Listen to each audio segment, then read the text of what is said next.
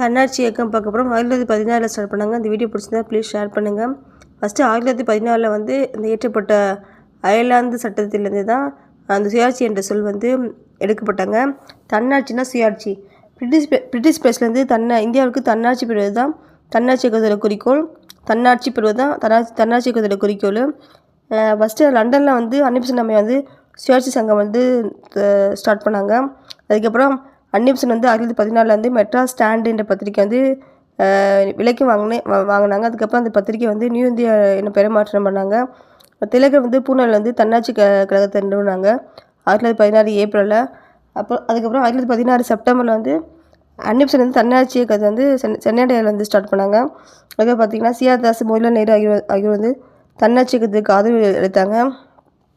அதுக்கப்புறம் வந்து 1919 ஏற்றப்பட்ட மாண்டேகு செம்ஸ்பூர் சட்டம் வந்து தன்னாட்சி இயக்கத்துக்கு எடுத்து மிகப்பெரிய வெற்றிங்க சொல்கிறாங்க. அதுக்கப்புறம் பார்த்திங்கன்னா சூரத் பிளவிற்கு பிறகு தான் இந்திய தேசிய இயக்கத்துக்கு தன்னாட்சி இயக்கம் வந்து நல்லா புத்துயிர் கொடுத்தாங்க. அதிநவீன வசதிகளுடன் கூடிய ரயிலில் அடிமைகளாக நாம் இருப்பதை விட சுதந்திரம் கூடிய மாட்டு வண்டியே சிறந்தது என்று அன்னிபெசன்ட் கூறுகிறாரு.